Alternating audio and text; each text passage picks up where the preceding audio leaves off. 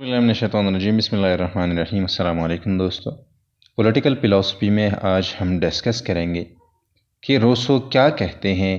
कि किस तरह लोग जो है स्टेट ऑफ नेचर से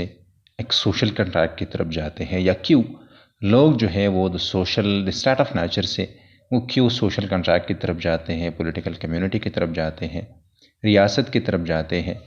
और क्यों जाते हैं। सबसे पहली बात यह है कि वो कहते हैं कि द स्टेट ऑफ नेचर में, जिस तरह पहले भी हम डिस्कस कर चुके हैं, कि लोग जो है वो इंजॉय करते हैं नेचुरल इक्वालिटी, और दूसरी बात यह है कि वो इंजॉय करते हैं नेचुरल लिबर्टी। लेकिन प्राइवेट प्रॉपर्टी की वजह से वो कहते हैं कि इकनॉमिक इनइक्वालिटीज़ पैदा होती है, और इकनॉमिक इनइक्वालिटीज़ की वजह से कुछ लोग जो है तीन किस्म की चीज़ें पैदा होती हैं। सबसे पहली चीज़ जो पैदा होती है वो ये है कि लोग इकनॉमिकली अनईक्वल बन जाते हैं, और इकनॉमिकली अगर वो अनईक्वल बन जाते हैं तो कुछ लोग जो है वो, ज़ाहिरी बात है कि कुछ लोग जो है वो रिच बन जाते हैं और कुछ लोग जो है वो पुअर बन जाते हैं। दूसरी बात यह है कि फिर वही लोग जो है, जो कि पावरफुल है, जो कि रिच है, वो सोशल कंट्रैक्ट की तरफ आते हैं एक जगह पर, वो ये कहते हैं, और बेसिकली वो फिर उसी गवर्नमेंटल अथॉरिटी को या पावर को आर्बिट्रेरीली इस्तेमाल करते हैं। तो इसके साथ ये होता है कि कुछ लोग बाद में गवर्नमेंट के आने से ये होता है कि कुछ लोग जो है वो पावरफुल बन जाते हैं और कुछ लोग जो है वो कमज़ोर बन जाते हैं, और आखिरी में जब सारे स्टेट मशीनरी का इस्तेमाल जो है कुछ लोग करते हैं, तो इसके साथ ये होता है कि सारे लोग जो है वो सारे लोग जो है वो कुछ जो है वो मास्टर्स बन जाते हैं और कुछ जो है वो स्लेव्स बन जाते हैं। तो बेसिकली वो मतलब ये है कि वो कहते हैं कि द स्टेट ऑफ नेचर में जब या वो कहते हैं कि असल में ये होना चाहिए था, या ये असल में यही था कि सोशल कॉन्ट्रैक्ट इसलिए किया गया था कि लोग जो है वो लोग जो हैं वो जो कि वो नेचुरल लिबर्टी रखते हैं, वो नेचुरल इक्वालिटी है स्टेट ऑफ नेचर में। इस तरह है कि फिर इकोनॉमिक इनइक्वालिटीज़ को ख़त्म करने के लिए लोग ये चाहते हैं कि वो आम जो लोग हैं वो ये चाहते हैं कि वो वही चीज़ जो है वो रिस्टोर करे। लेकिन ये रोसो कहते हैं कि सोशल कॉन्ट्रैक्ट जो है ये एक ट्रैक्ट है जो कि इस्तेमाल किया गया है अगेंस्ट द पुअर। लेकिन फिर वो कहते हैं कि होना ये चाहिए था कि इस तरह की कंडीशंस हो, इस तरह की कुछ लाइंस हो जिसके ज़रिए से हम ये कह सकते हैं कि रोसो कहते हैं कि सोशल कॉन्ट्रैक्ट किस तरह होना चाहिए, या हम किस तरह अब सोशल जो कि नेचुरल लिबर्टी है या नेचुरल जो इक्वालिटी है वो किस तरह हम रिस्टोर कर सकते हैं, जो कि असल मकसद था सोशल कॉन्ट्रैक्ट का, जो कि हासिल नहीं हुआ। और दूसरी बात यह है कि वो कहते हैं कि स्टेट ऑफ नेचर में ये होता था कि सारे लोगों के साथ फ्री विल था। फ्री विल, या हम ये कह सकते हैं कि सारे लोगों को लिबर्टी की बात वो करते थे, और वो ना सिर्फ कि नेचुरल लिबर्टी इंजॉय करते थे बल्कि वो नेचुरल इक्वालिटी भी वो इंजॉय करते थे। और रोसो का ये ख्याल है कि हम इक्वालिटी ही के ज़रिए से लिबर्टी को, आज़ादी को हम इंश्योर कर सकते हैं। No man has a natural authority, और इसका सबसे पहली बात यह है कि जो कि लोग इक्वल थे, इक्वल इस तरह थे कि कोई भी नेचुरल अथॉरिटी नहीं थी। मतलब ये है कि सोसाइटी में नेचुरल कोई इस तरह अथॉरिटी नहीं है जो कि कुछ लोगों को इन्फीरियर करे और कुछ लोगों को जो है वो सुपीरियर करे। या इस तरह है कि हम कह सकते हैं कि अथॉरिटी जो है ये मैन मेड है, ये सोशल कॉन्ट्रैक्ट के ज़रिए से हम कह सकते हैं कि इसका बुनियाद रखा गया है। कोई भी नेचुरल अथॉरिटी नहीं थी, कोई भी सबॉर्डिनेशन की बात नहीं थी, कोई भी इन्फीरियर और सुपीरियर नहीं था, मतलब जो कि लेजिटिमेट हो। इकोनॉमिक इनइक्वालिटीज़ की वो तो ज़ाहिरी बात है कि रोसो कहते हैं कि वो इलेजिटिमेट था, जिसके ज़रिए से इक्वालिटी भी ख़त्म हो गई और नेचुरल लिबर्टी भी ख़त्म हो गई। लेकिन लोग यहाँ क्या थे, नेचुरली आज़ाद भी थे, और उनको उनके दरमियान जो है वो इक्वल भी थे। बाद में इस तरह हुआ कि लेकिन यही लोग जो है इनके साथ मॉरल लिबर्टी का कोई कॉन्सेप्ट नहीं था। और मॉरल लिबर्टी का कॉन्सेप्ट स्टेट ऑफ नेचर में इसलिए नहीं था कि कोई मॉरल सेंस नहीं था, कि ज़ाहिरी बात है। और मॉरल सेंस जो है वो कहते हैं कि मॉरल सेंस जो है ये इसके लिए ज़रूरी है सोसाइटी, या सोसाइटी ही के ज़रिए से मॉरल सेंस इंसान में आ जाता है। और basically we need to establish a society in which not only do we preserve the liberty of the state of nature but also to provide conditions for us to achieve moral freedom। और basically वो कहते हैं कि ना सिर्फ ये कि हमें चाहिए कि हम इस तरह की सोसाइटी बनाए जिसके ज़रिए से ना हम बेसिकली नेचुरल लिबर्टी को रिस्टोर करें, नेचुरल इक्वालिटी को रिस्टोर करें, लेकिन हम इस तरह की कंडीशंस बनाएं जिसके ज़रिए से हम मॉरल फ्रीडम जो है, या जिस तरह वो पहले कहते हैं कि मॉरल लिबर्टी के लिए ज़रूरी है सोसाइटी, और उसी सोसाइटी के लिए कुछ कंडीशंस की ज़रूरत है जिन कंडीशंस के ज़रिए से हम क्या कर सकते हैं, हम मॉरल फ्रीडम और मॉरल लिबर्टी जो है हम अचीव कर सकते हैं। फिर वो ये कहते हैं कि influence of a society in which a few rule over many. Human beings need a set up a society guaranteeing civil and moral liberty for all। और बेसिकली वो कहते हैं कि इस तरह है कि वो फ्रीडम को या लिबर्टी को इस तरह डिफाइन करते हैं कि obedience to a law which we prescribe to ourselves in liberty is liberty. Basically वो ये कहते हैं कि उन्हीं लॉज को हम उन्हीं लॉज को लागू करना, उन्हीं लॉज को फॉलो करना, उन्हीं लॉज को ओबे करना जो हम खुद बनाते हैं। फॉर एग्जांपल वो कहते हैं वो जनरल विल की बात करते हैं कि जनरल विल को सिर्फ और सिर्फ जनरल विल जो है वो सॉवरेन भी है, जनरल विल जो है उनको ये हक हासिल है कि वो सारे लोगों के लिए वो लॉज बनाए। तो यहाँ पर ये है कि फॉर एग्जांपल उनका यही ख्याल है कि अगर हम खुद लॉज बनाते हैं, और बेसिकली रोसो जो कॉन्सेप्ट देते हैं वो डायरेक्ट डेमोक्रेसी का देते हैं, तो बेसिकली उनका यही ख्याल है कि अगर हम खुद के लिए खुद लॉज बनाते हैं तो बेसिक, और फिर उन्हीं लॉज को हम ओबे करते हैं, तो इसी चीज़ को वो क्या कहते हैं, वो लिबर्टी कहते हैं कि अगर हम खुद बनाते हैं और ख़ुद फॉलो करते हैं तो हम क्या है, हम आज़ाद हैं। फिर क्या है कि वो ये सजेस्ट करते हैं कि ह्यूमन बीइंग्स जो है उनको चाहिए कि वो एक सोसाइटी में रहें, और बेसिकली सोसाइटी में किस लिए रहें कि वो एक सोसाइटी में बेहतर ज़िंदगी के लिए रहें।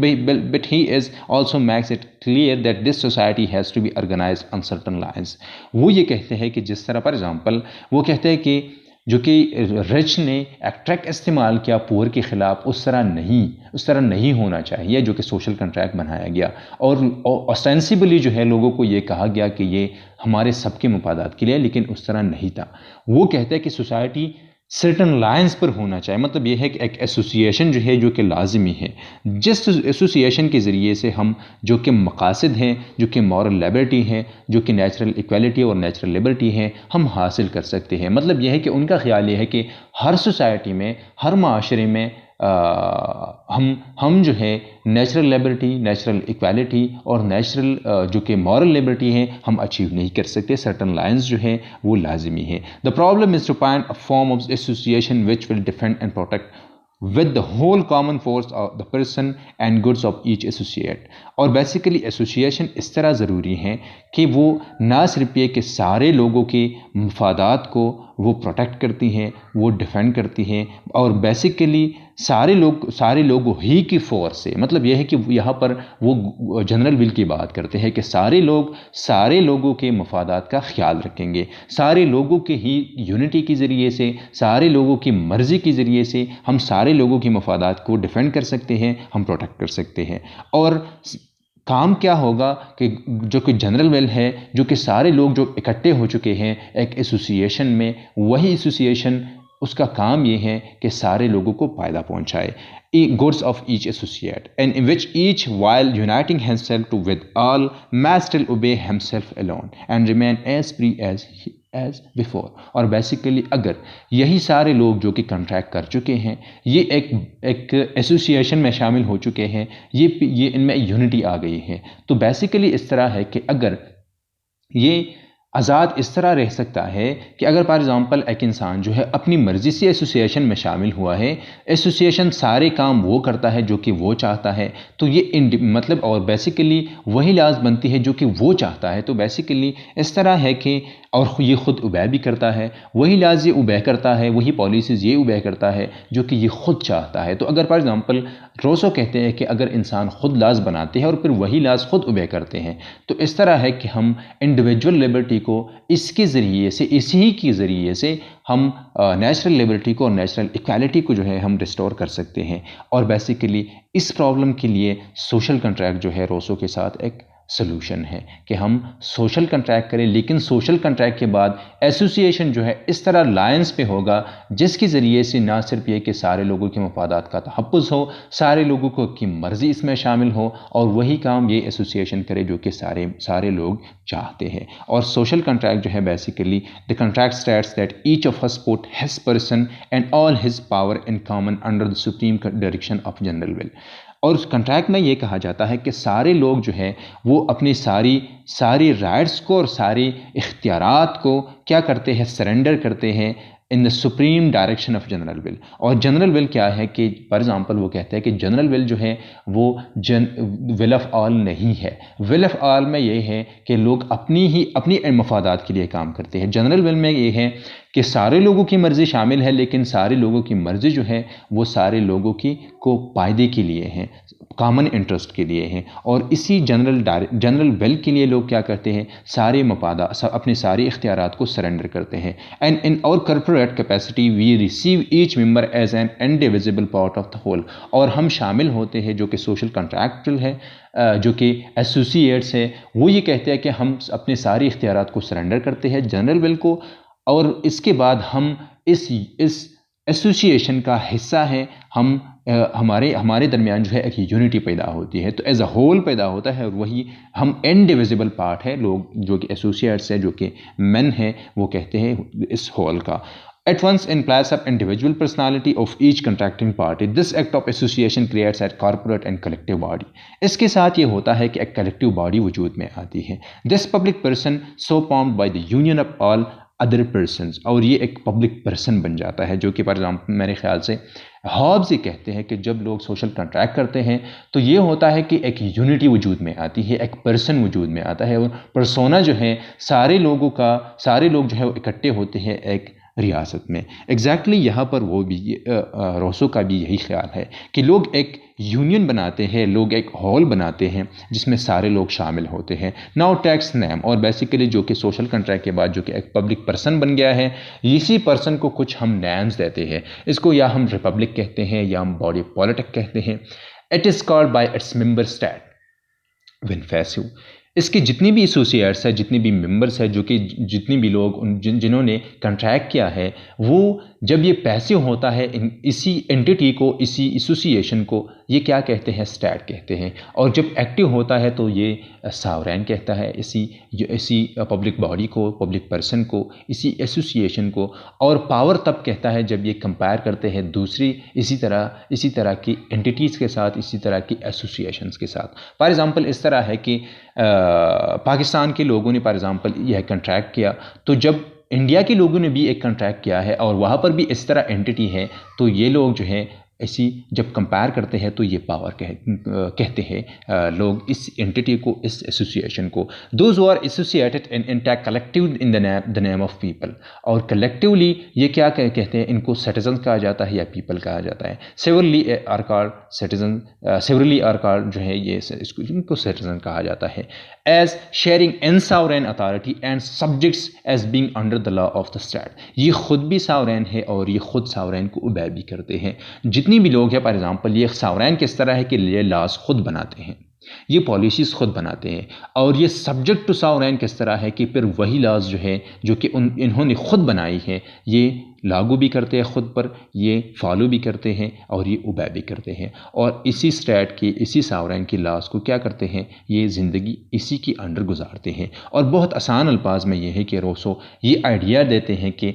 is to vest sovereignty with all people, signing the hypothetical contract so that the same people are both the sovereign as well as subjects। इसको जिस तरह हमने पहले कहा कि लोग जो है इस तरह इसके ज़रिए से ना सिर्फ सावरेन बनते हैं बल्कि सावरेन के सब्जेक्ट्स भी बनते हैं, उनको रिस्पॉन्सिबल भी बनते हैं। It is people who collectively make the laws and it is the same people who then obey these laws। According to Rousseau liberty is living according to self prescribed rules. जिस तरह पहले हमने कहा कि